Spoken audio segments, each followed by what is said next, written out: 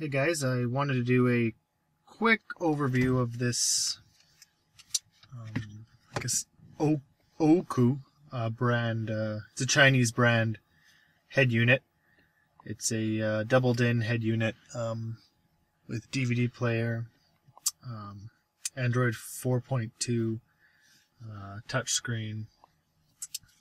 Quick overview for those who might be considering getting one of these bad boys. I have a mixed review about it. Bang for buck, it seems like a decent kit, head unit. For the most part, I mean, here it looks very responsive. It looks like it behaves well. You know, the buttons work. You know, all the functionality is there. But it is very cumbersome to deal with, actually, while you're driving. I thought I would enjoy it a lot more than I do. I don't... It has all the features, but I don't feel like they're very intuitive or very conducive to driving and using the touchscreen. I mean, there are some things that work well, like there's the Navi button, which I linked to Google Maps, and it works fairly decent. It's a little slow though, I gotta say. As soon as you open Google Maps, and I'm gonna zoom out here, but as soon as you open Google Maps, it becomes extremely choppy, and I mean it's not I mean, I've had phones from 5 or 6 years ago. Well, maybe I don't know if that's an over exaggeration, but years ago, where it would react smoother than this. And keep in mind that this is my home Wi-Fi network. So when I have to use my phone connection, it's a lot slower. It doesn't load things or load maps or other items quite as fast. So I mean, it gets really choppy. So I have nothing else open at this point. The only thing I have open is this map. Well, I guess there are some background apps, and like Slacker Radio will start on its own, but it's not playing. It's not doing anything right now. So this is, again, using a pretty fast network. It took a little bit for it to load the directions. So now that I have that running, I go back home, and you can't tell too much, but there's a delay there now. It's not quite as responsive as it was when nothing was running. So then if we link to that, we add on to that. Let's say we go into Slacker Radio and we start some music here. And I'll turn it down.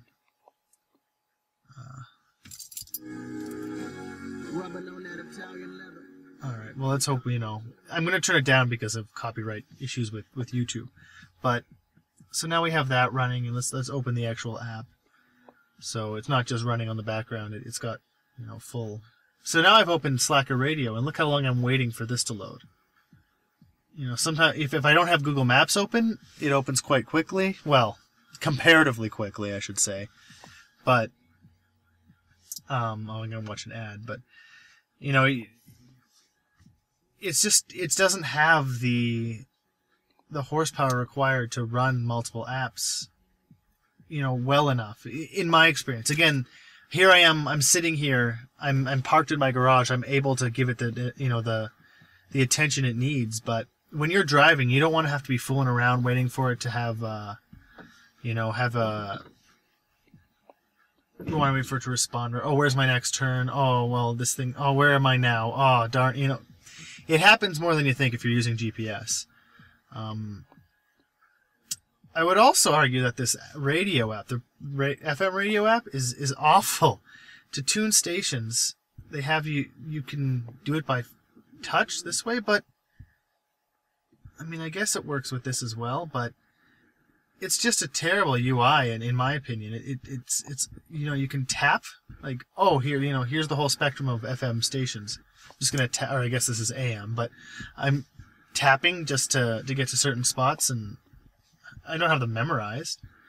And I found that when you put a few items into these, memory locations, if you accidentally click this scan, then it starts, or is it scan, or one of these buttons. If you click it by accident, I can't remember which one it was, but it happened to me. I had all my stations were programmed on the left. I hit a button. I thought it was this one, but what do I know? it was just one of these bottom ones, and it replaced all my stations with auto scans, which I think it starts doing it now, and I'm not going to get anything because I have the antenna disconnected right now, but it replaced all my stations with auto scans, and they weren't where I had them before. Overall, I think this FM and AM radio app is just awful. So yeah, it's, like I said, I paid $300 for it. I'm not super impressed with it. The DVD player works really well. That I will give it a credit for. You just pop a disc in and it works and it plays. It's got an iPad interface. Or an iPod, I should say, interface, so you can connect your iPod. But I don't have one, so it doesn't load. Another issue I have is while I can plug in my phone to the USB, it doesn't actually recognize it on the device. I get a charge from it, but it doesn't recognize my phone as storage on here, so I can't access the file. I can play media via Bluetooth, but it doesn't detect it through the USB. Another issue I found with this, and I'll do 2 for 1 right now, is once you remove the protective screen, you peel it off. Once you remove that, the glare on this thing is actually quite bad. I'm sure you can see it on there, and I'm in a garage right now with the door closed in order to reduce glare enough to do this overview. But with when you're out driving, you're looking down on this. Even when you're looking down at from the view of a driver, you still get the glare from everywhere else. It's really awful. But I was going to turn these on to show you that there's a little mini USB input here, and I don't know if the cord is here. It's not here because I threw it out. But it doesn't recognize anything. I plugged that in with my phone. I couldn't get a charge on my phone. It didn't recognize anything in there. It's almost like this mini USB port doesn't work at all. So that's not very handy. What else do we got here? The phone app, it does have a phone app. I'm really unimpressed with this part of it as well. The biggest drawback to me is that even though it has access to my phone numbers in my my phone book from my phone, there is no recently dialed history, so it doesn't keep track of your history. But besides from that, there's no speed dial, so you have to manually type in the number you want to dial. This is a random number, by the way. Don't dial this number at home. There's no way to dial without actually punching manually in the numbers or going back into your phone book and scrolling through your phone book to find the numbers. There should be. I would love to see some sort of big pictures of maybe 3 or 4 on the screen of your recently dialed, or big buttons, or even push number 2 to call home, but nothing. There's no speed dial, so it's really actually quite dangerous to use this while you drive. I mean, it's no better than whipping out your phone and trying to dial a number on your phone, because you still have to punch in all the numbers. So I think as far as dialing from this app, it's awful, and I tried to replace it with a different dialer, but I couldn't get it to work. Maybe someone else could, but I downloaded different dialers from the Play Store, but they didn't do the trick for me. They do have the functionality to play items on your phone, like play media from your phone. Now, let's see if I have anything going. Whose idea was that? How'd that whole thing transpire to him? Oh, okay, all right. Well, I had a podcast playing on my phone, so that worked. But the issue with this is you have to already have it open on your phone and running, and then pause it, put your phone down, and then play. If you get in the car and you don't have media on your phone open, ready to play, like your music player, your podcast, or your internet radio on your phone, this isn't going to do anything. So you have to pull out your phone anyway. So that's counterintuitive in itself. It doesn't really, it's nice. The UI here is good. It's very simple. Play, back, next. That's what you want when you're driving. You want something very simple. You don't want to be fiddling around. So this part's not too bad. Again, it defeats the purpose because you have to open it on your phone anyway. The dialer's awful. The phone book is awful. Somehow, for some reason, They go through and they change it goes through and it changes all your contacts to have two names put together instead of one. Yeah, I'm sorry. It puts two names together instead of having two names separately. So, if you have John Smith, it says John no space Smith. It's just kind of annoying, to see all your contacts as one word instead of having spaces. First name, last name, or business name, however you have it. So the dialer app's pretty bad. I would give it an F, because it's just, for a car, you're not supposed to have to fiddle with driving. You need speed dial. It doesn't even have basic speed dial. I tried to set it up. I could not find a way to do it. I even downloaded other apps from the Play Store, and they didn't have the dialers wouldn't work with this hardware. So, excuse me, I couldn't find a way for it to work. Overall, I'm not very impressed with it. Maybe someone who took a lot of time to figure it out could maybe make do and do it and set it up in a way they want. But